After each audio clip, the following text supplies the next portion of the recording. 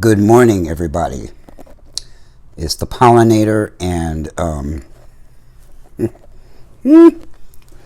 it's the day after Thanksgiving, 2024.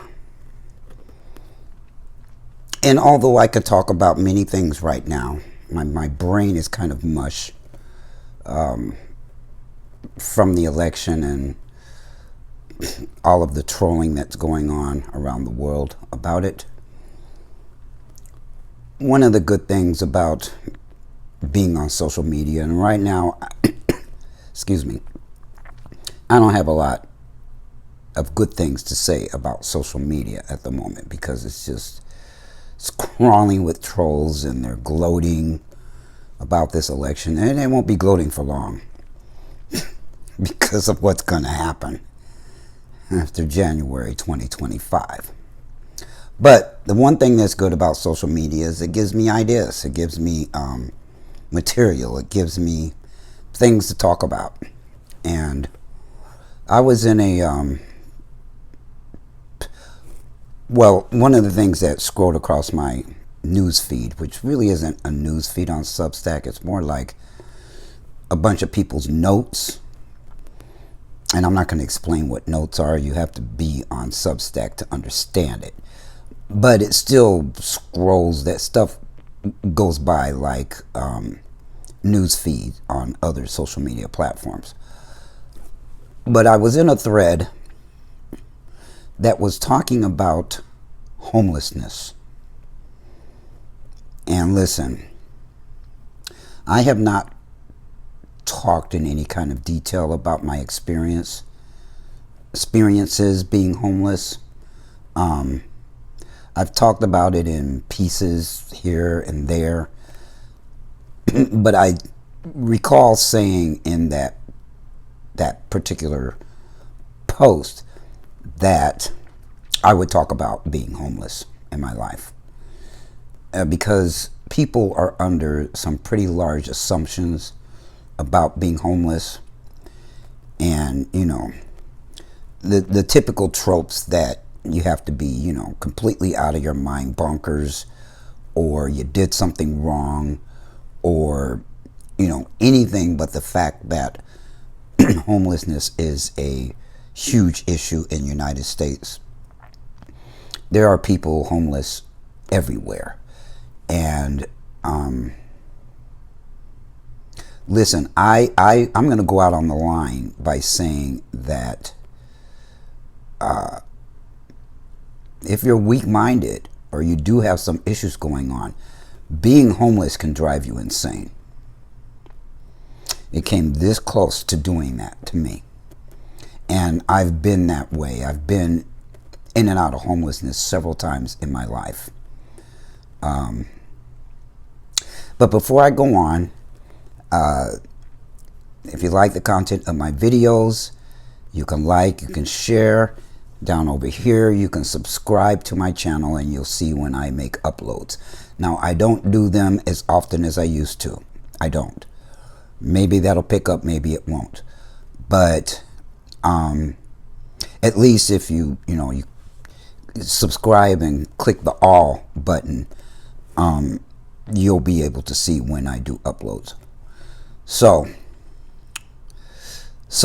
let me go on about my homelessness, and I don't talk about it because I had a lot of feelings when I was going through it. Now, the first time I was homeless I was a teenager. I was probably 18 or 19, somewhere around there. And I became homeless, and I can't even remember now why. I remember some of the things that were going on at the time, like I had a job, and then I quit that job, and I think I was either looking for another one, had been interviewing for another one, but the interview fell through or something like that. Then I got involved with a street crowd, a few people in the streets, and just lost my way. I the best I could do was to survive. I wasn't thinking about blaming anybody. I wasn't blaming the government. I wasn't blaming people in my life. I was ashamed. I was embarrassed. And I really couldn't understand at the time how I ended up in that place. But I was also determined to get out. Now, that's what I mean by weak-minded people. They don't see a way out. It literally drives them insane, because some of the people that you run across when you're homeless are just absolutely awful. They're judgmental. They look at you with disgust and with disdain, and like you did something wrong. Okay, it wasn't that time. It was another time. I was much older. And when it happened, the people that I ran across, it was in my hometown. They said things to me like, well, why isn't your dad helping you? And I would look at them like, what, you idiots. If my dad was helping me, I wouldn't be here talking to you, would I? Or they would say things like, you seem too intelligent and articulate to be homeless, so figure it out. Now, I went to these people for help because I did not, the ways of the street are not obvious to somebody who is not from the hood. I mean, I grew up in the hood partially. We left when I was 10 years old. So I wasn't old enough to know what in the heck was going on before that, or, during the times I was growing up that I was in the hood. I wasn't really old enough to formulate any ideas about how to survive or navigate that, because, that was on my parents. And then we moved into the all-white neighborhood in Omaha as my dad became more and more famous in professional baseball. So anyway, that's just a little background. But listen, when I was a teenager, I remember I called a woman that I had a very brief fling with, very brief. And her name was Lalomi Washburn. And she was a backup singer for Shaka Khan and did some writing for her and Ray Charles and some other people. Now, the reason why she and I hit it off so quickly, I think she was in her 30s while I was a teenager, but she knew the world I grew up in. She understood the world of celebrity because of the people that she hung around. I mean, I got backstage passes to one of Shaka Khan's concerts because of her. And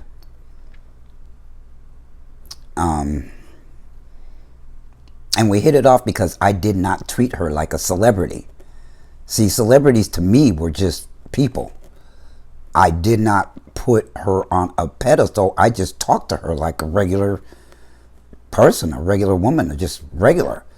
Not like, oh, I'm talking to a celebrity, so I have to act this way or that way. I was just being myself with her, and I think that's why we hit it off.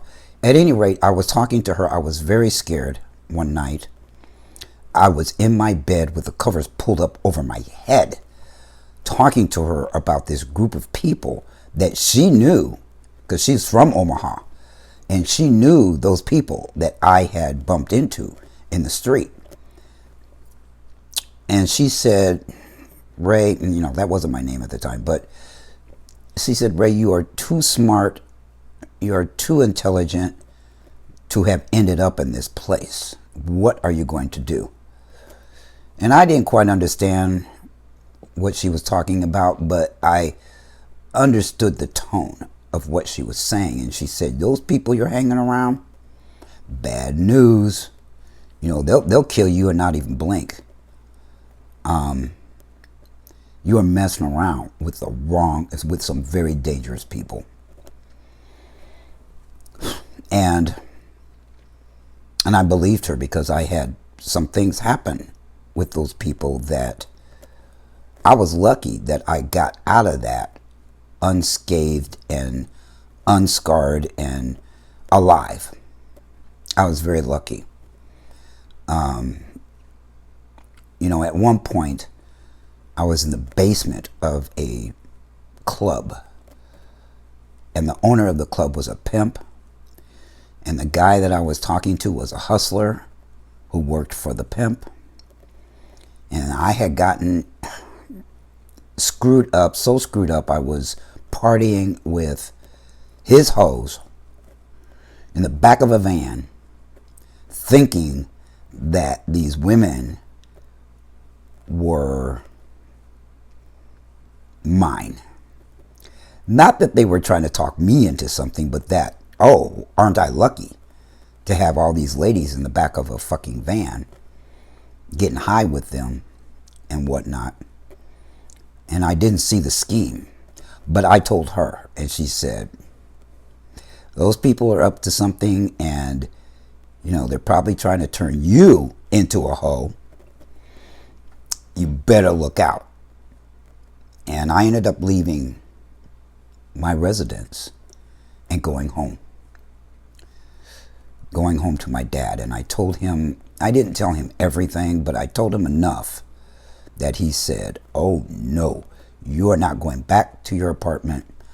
I will have all your stuff picked up and you'll stay here for a little while.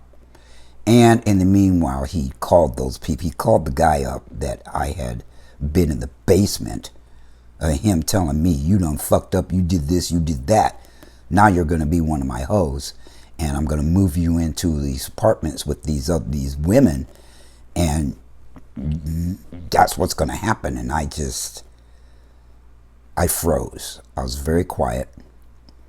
I didn't say anything back. I just agreed with him just to get the fuck up out of that basement, because I don't think anybody saw me go down there. In fact, nobody did, because the entrance to that basement was in behind the bar. So there wasn't some stairs that I went down where everybody saw me go down there. We went down from the back. Any rate, I got out of there by agreeing with everything he said. And I left, jumped in my car, and guess what happened when I jumped in my car?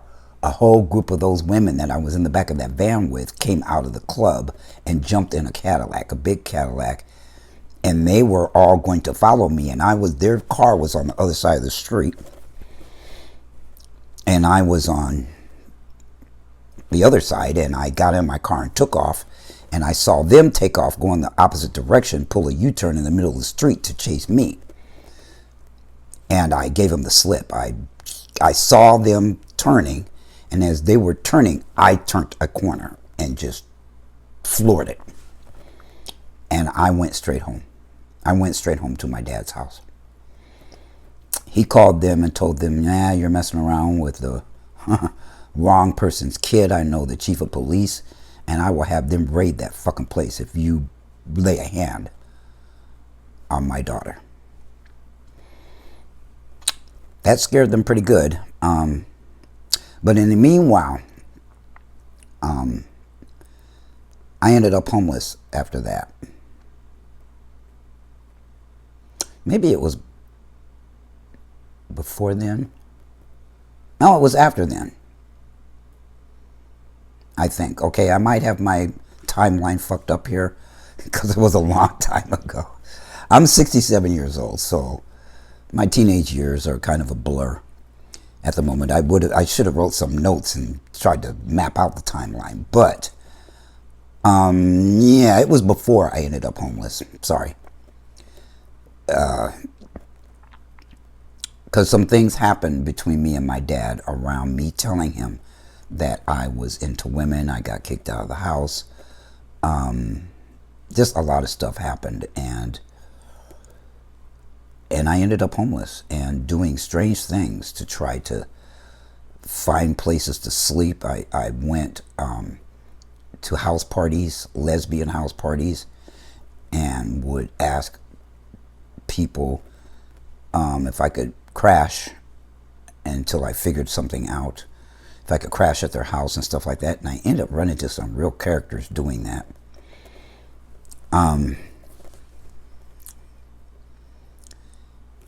At any rate, Lalomi suggested I go into the military. And at the time she said it, I was thinking, me in the military? Excuse me. I hate authority. What would I be doing in the military? She said, well, you need to do something drastic here because you drastically got yourself in these situations. You need to do something drastic to get out. And I said, okay, I'll think about it. And I think I was crying. I think I was crying in that conversation because I was so scared of that guy, that hustler, and the pimp that owned the establishment and all this stuff that happened. That day that I was in that basement, as I was coming out of the club, some shit happened before I even got out of the club. But once I got out, I was crossing the street and a whole car full of my lesbian friends drove by, stopped, screeched in the middle of the street and said, ooh, we seen your car around here one too many times. You were messing around with the wrong people. And I said, I know. I was just leaving and I'm not going back. I said, okay. They looked at me, you know, like, really? And I said, yeah, I'm leaving. I'm on my way out of here. And then they just took off. And that's when I got in my car and gave the hoes in the club enough time to come out and spot me and say, okay, we're going to chase him. Now, when I went straight home, you know what they did? They went to my apartment and they threw bricks through my window. Because, you know, I wasn't there. And they thought that's where I was going to go because the hustler knew where I lived. He had been there before. In fact, I got raped by him. So he knew where I lived and he told them where I was. And they went straight to that place waiting for me and I didn't show up. So they threw bricks through my window. Listen, the stuff that I went through, just, it defies words because I didn't know what I was doing and I really didn't know how to live as an adult at the time. I wasn't an adult. I was a freaking teenager. I wasn't a minor because I was over 18, but you know, most people know that your brain is not fully developed as an adult until you're around 26 years old. So, a year more of destructive living, destructive drinking, using drugs, and a lot of other things, finally convinced me that, yeah, I need to go in the service. So I signed up delayed entry and I moved to Los Angeles with $18 in my pocket. And I only knew one person there and she was an ex of mine. And I sent her a letter that I was coming, but I beat the letter. There were angels around me because I beat the letter and she didn't know I was coming and she was home. And if she hadn't been home, I don't know what would have happened. Then I would have been homeless in Los Angeles. I did have a home before I left, but the way that I got that place was obnoxious. I don't think I'm going to tell that story, but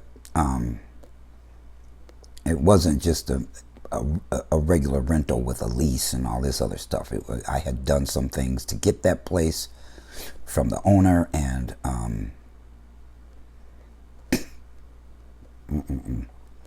he wanted me to be a sex toy, and I refused. I absolutely, you must be kidding me. I wasn't into men, but something happened with him, with my woman, and he thought he could control me with that scenario. And I said, oh, no, you don't. So I had all my things picked up. A woman that I had met along the way had a house, and she let me store my things in her basement. And I put the stuff that was in my little studio apartment in her basement. I got $100 from a friend, skater, and I bought a ticket. I bought a one-way ticket to Los Angeles. One-way Greyhound bus ticket. I got on the bus and went to LA. So that was that period of time. The next period of time that I was homeless was in my 40s, I believe, my latter 40s. And I had fallen into a very clinical depression. I couldn't think my way out of a paper bag, let alone keep up with my life and keep up with my responsibilities. In fact, I lost myself trying to chase my sister around the country and kind of like took more care of her than I was taking of myself. And I lost me. And in the process, I ended up homeless. I remember a lot of things happened while I was homeless. In my own hometown, again. What was crazy about that period of time is we used to, as a black family of Bob Gibson, we used to own that city. And for me to be homeless in that place was humiliating. Again, people were making comments about my father, why isn't he helping you, and all this stuff. And all I could do was bust out crying because I could not explain to them the relationship I had with my father and why it was so, where the disconnect was, and why it was so awkward to be in that town and to end up in that place. Now, I became homeless after I lost track of my career in Minneapolis, Minnesota. And I went back home because I didn't know what else to do to try to recover my career. I had something like 15 recruiters around the country where I could get any job I wanted, and they all dried up. They all jumped ship. They all decided to get out of the mainframe business, and they moved on to servers. And I didn't know anything about servers at the time. And I didn't have any experience with servers. And look, the IT industry is very funny when it comes to black people. If you don't have that specific skill set, they will say you don't have any experience, even though I had years of experience in IT, which was data processing when it started. And then it became information technology. And I learned computers through the military. That was my MOS. A lot of people make fun of me because I had a desk job in the military, but it was a very important desk job.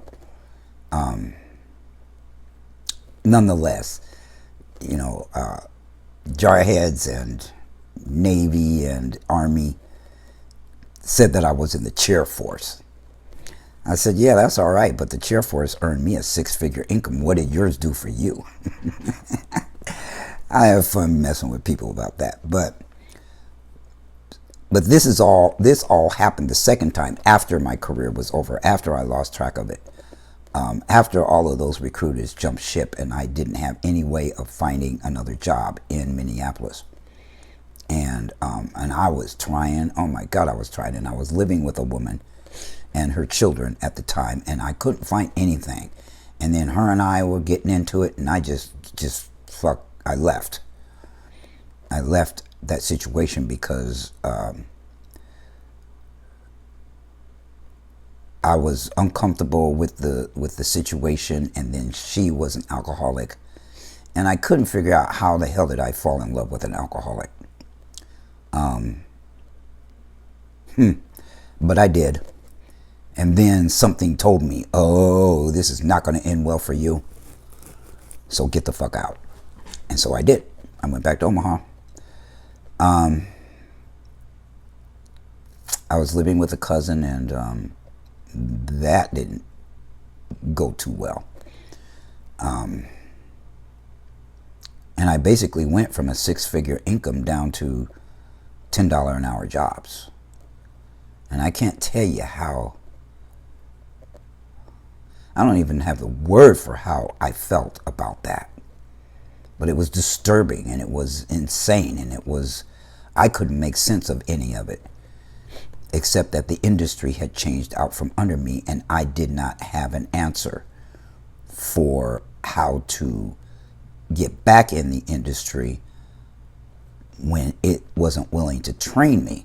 And I had known other people in that industry that that's what happened for them, is they just got retrained.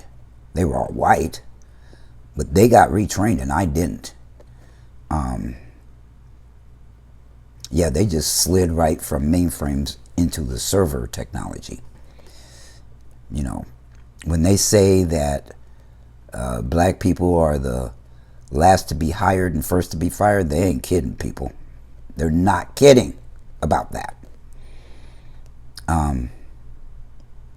So I ended up homeless, and a whole bunch of stuff happened, and I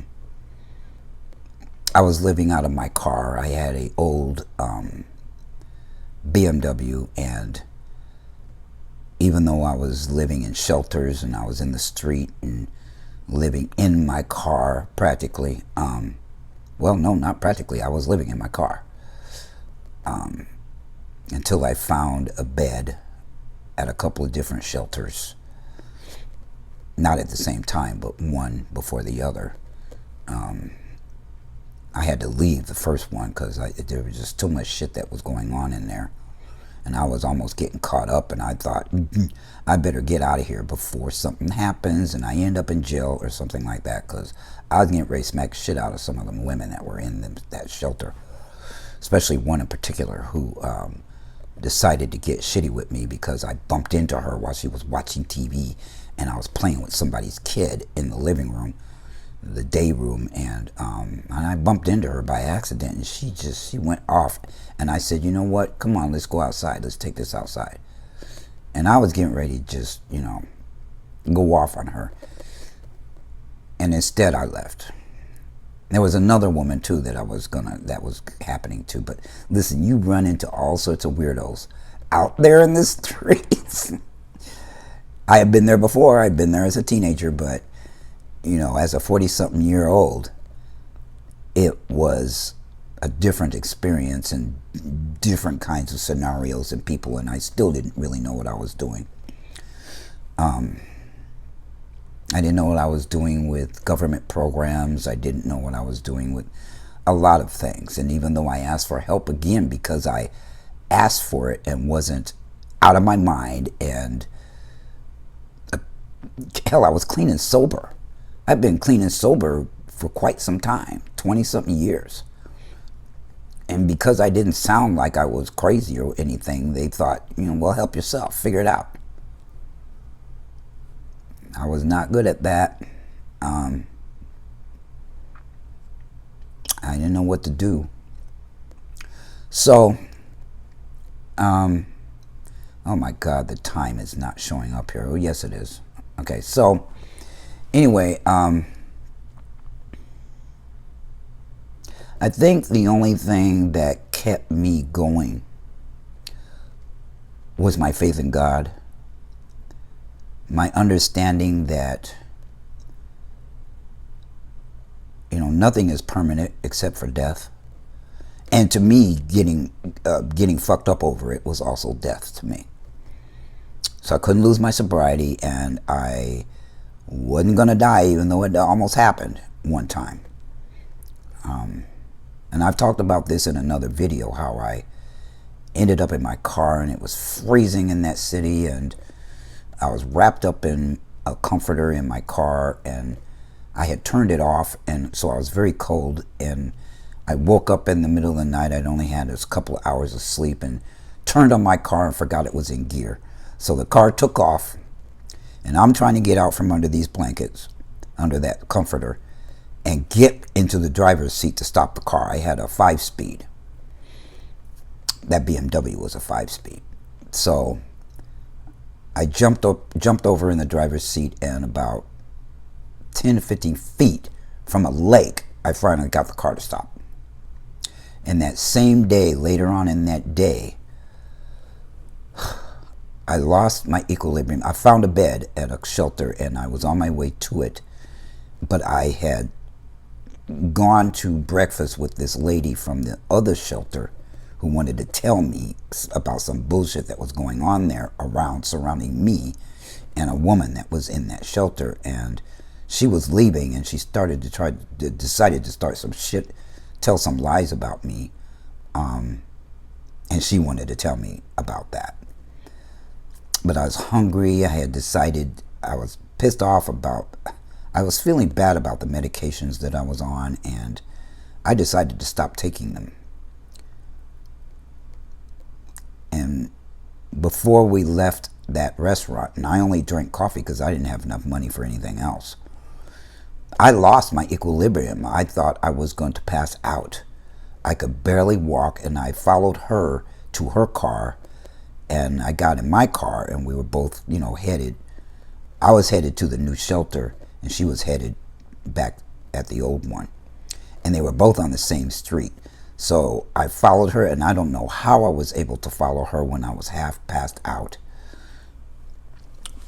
So I followed her, and she turned left, and I turned right. And I got to the shelter, and practically fell out of my car when I opened the door. And I literally almost crawled into that place. And I was sitting in the hallway waiting to be called by the intake specialist or whatever. And I did pass out. I blacked out. And I remember opening my eyes. No, I couldn't even open my eyes. I was so out of it. And this is difficult to talk about on video, but I heard people say, open your eyes, open your eyes, and I couldn't do it. I heard them, and they sounded really far away when they were trying to talk to me, and evidently they had called 911, and the ambulance was on its way. And when it got there, because of the steps and just the way that place was built, they did not bring a stretcher inside of that place. They came in and they helped me walk down the stairs. I could not walk straight. And they strapped me into a chair in the back of the ambulance. Instead of laying me down in the stretcher, they strapped me to a chair. And I was almost unconscious. And I don't remember getting from that ambulance into the hospital. I don't remember. I just remember kind of opening my eyes a little bit when I was laying in a hospital bed, and people were talking to me, and I wasn't making any sense. I'd open my mouth and I'd start talking, and I could not. I was just babbling. And so that went on for a couple hours. They also had to help me to the bathroom to take a UA, to take a urine sample, and nothing was showing up because, I was clean and sober. And finally, I guess after a couple of hours, I snapped out of whatever that was. And they called the doctor in, and the doctor came in and said, if you had been out there about 6 more hours, you might have died. I said, what? And at first I had to ask him, where am I? And then I said, well, what happened? What's wrong with me? I felt faint and dizzy, and I passed out in a shelter. And he said I had a massive migraine. But to this day, I don't believe him. Why would a massive migraine make me do that? Where I couldn't talk right, I couldn't walk straight, my equilibrium was completely off, and why would a massive migraine have done that? I don't know if I believe them, because they didn't run any tests on me because I didn't have the ability to pay.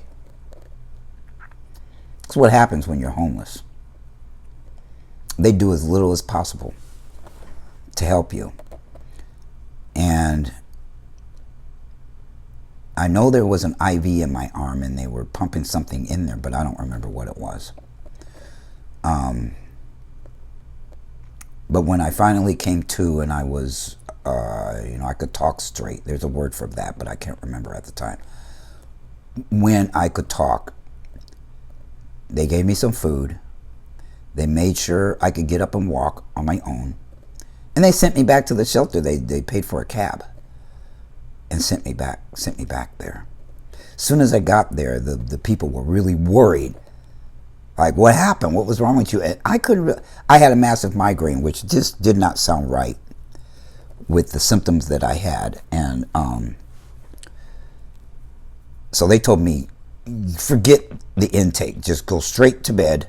We've got a bed for you. Just go straight there and get some rest. And they brought me some crackers and water and told me to go to sleep, lay down and go to sleep, because they didn't want whatever happened to me before to happen again. They didn't know what was wrong, and I didn't know what was wrong. Not really. So I did. I went to sleep, and when I woke up, they did all the intake stuff of that place.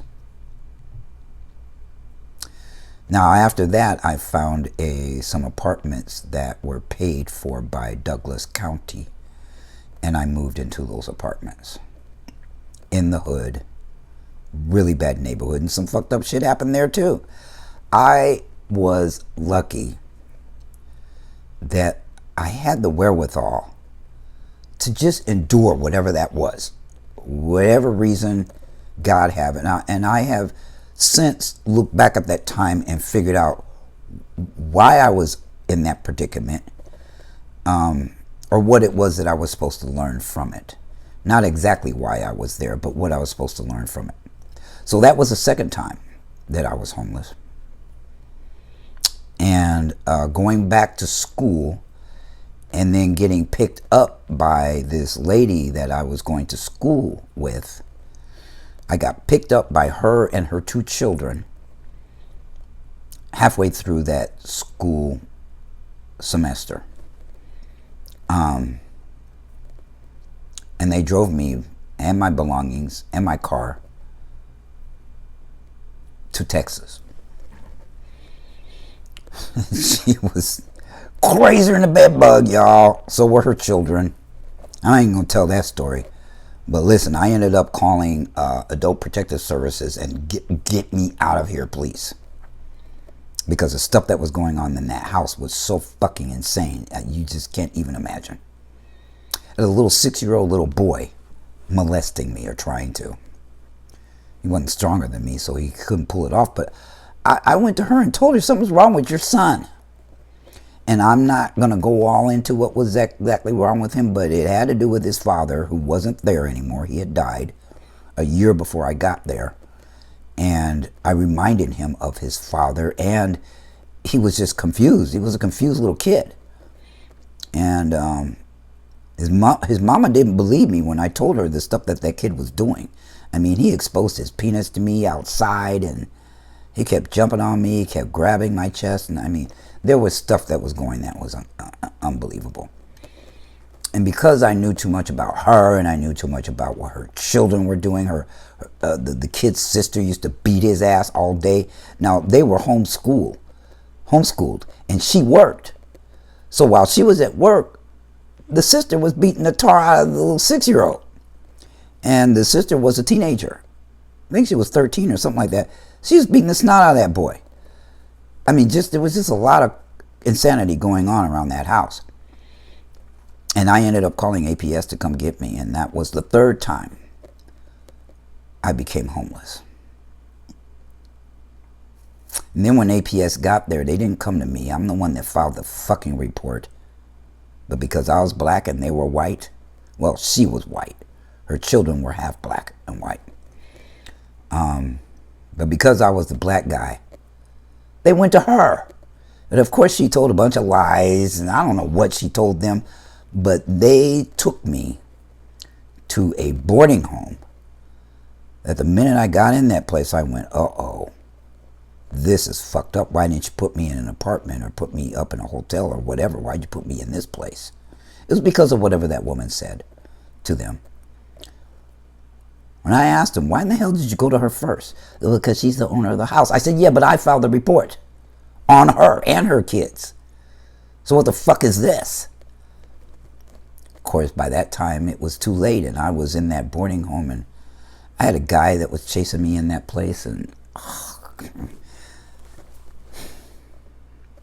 Like I said, if I was any weaker, I would not have survived that. It would have driven me insane.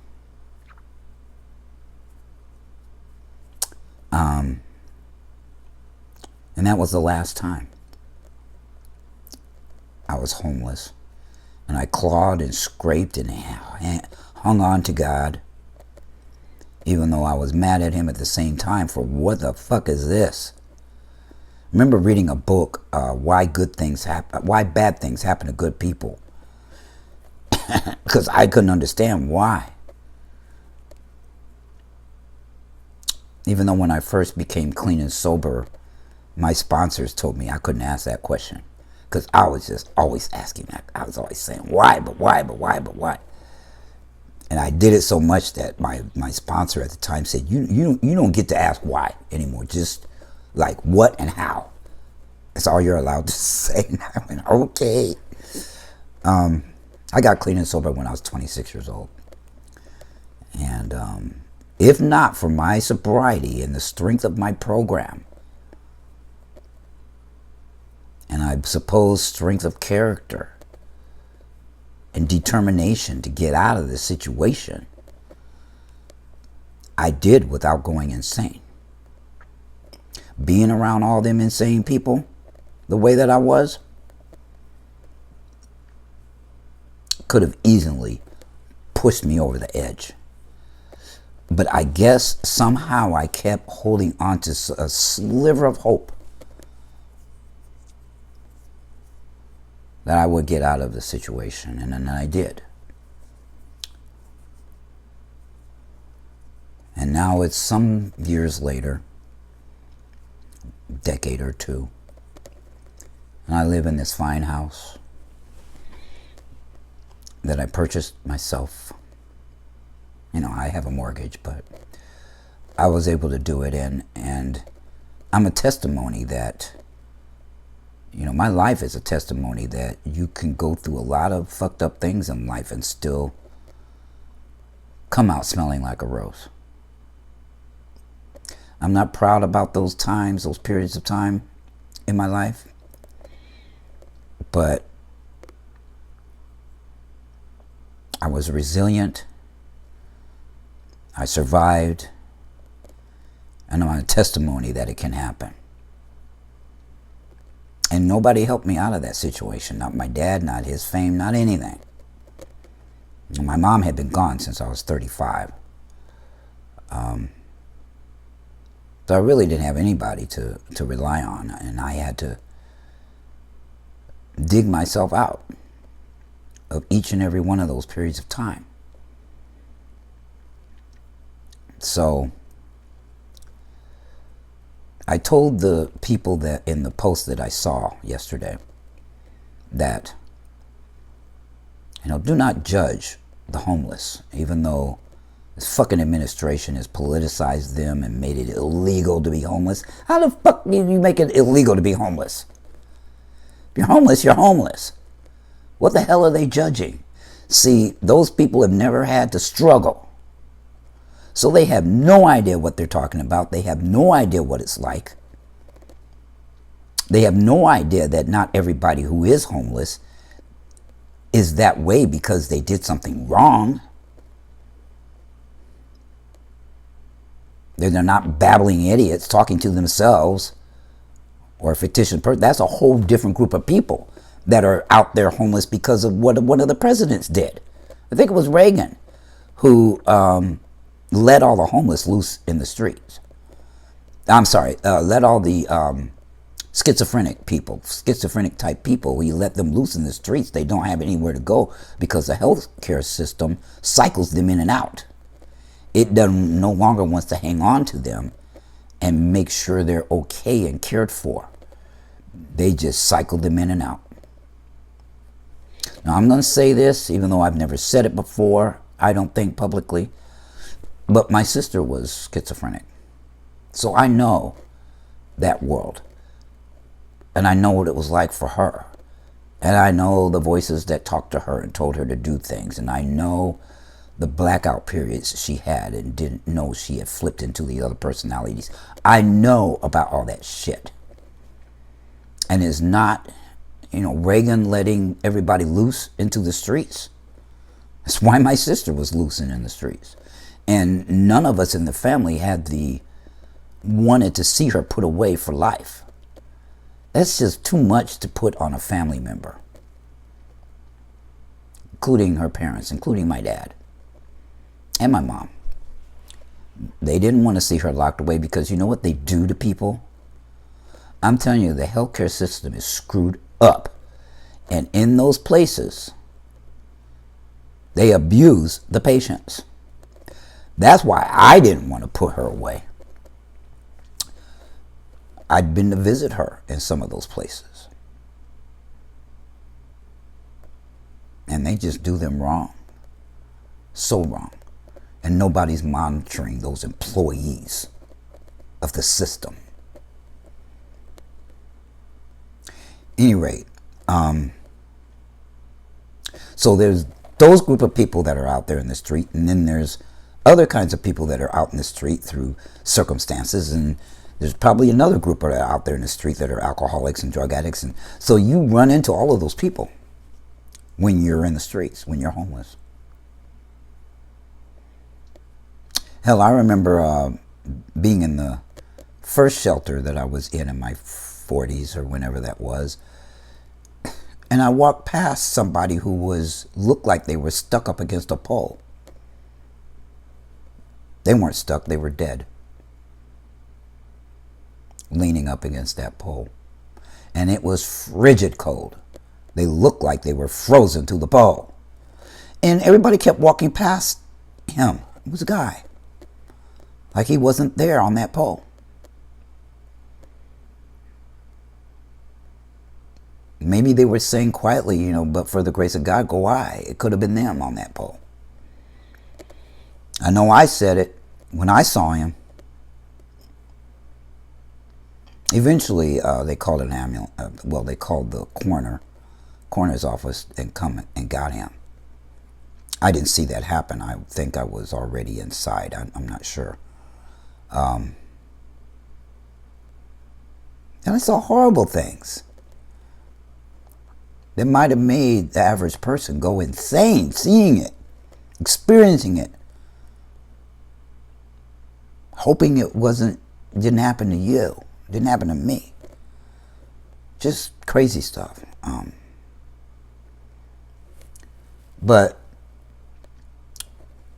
So I think I've talked all long enough about this stuff.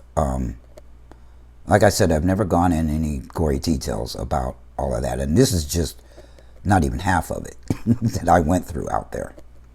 But I survived. I survived to be where I'm at today. I came out of that depression.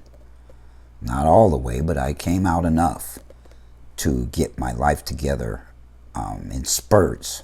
I moved around the country.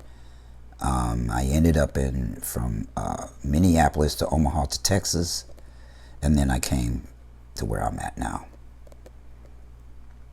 And by that time, I had figured out, how to be at least stable enough to have a roof over my head while I was going through all that. But for the grace of God go I, and the angels, and my fortitude, and my faith, and my belief system, and just quick thinking. And I'm disabled now because of all of that.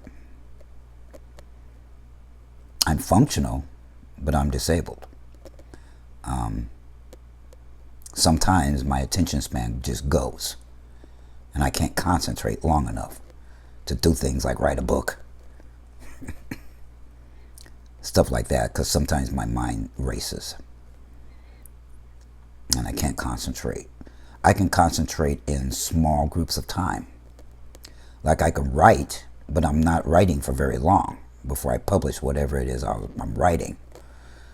But if I have to do it day in and day out to try to get a book written, I get hung up on shit like this, like what I'm talking about now.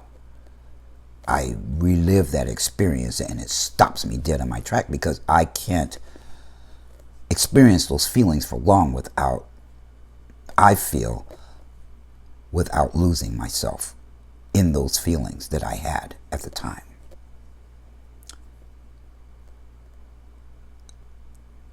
I wish it was better than that, because I've been promising something to people for a long time. But the truth of the matter is, I don't have what it takes to write a complete book about me and everything I've gone through, good and the bad. I am looking for a ghostwriter, somebody that can write the book for me, and I can speak with that person, you know, woman or man, it doesn't matter, for short periods of time and get the story out. But finding that person has been a crapshoot. I thought I found a guy, but he wanted to wait until after the elections, and then we could talk about it. And I reached out to him after the elections, and he's doing as well as I'm doing. It's just terrible. So I haven't brought up, you know, I just checked in with him to see how he was doing, and he's not doing well. So I didn't bring this up about him writing my book. Real decent guy who knows how to listen, and he captures me perfectly. I will try again, but we shall see. So, everybody, enjoy the rest of your weekend. You know, I don't pray for anybody to end up homeless, because people judge you. I know what they do. I've heard it. I've heard it all. It's unfair. It's not Christian. It's not any way spiritual to judge somebody for being in that place. For those of you out there who would judge a person for ending up there and not knowing how they ended up there or what they were going through, shame on you. If not for the people that I ran into who were kind and compassionate to me, I wouldn't have made it. So with that, enjoy the rest of your weekend, and the pollinator is out.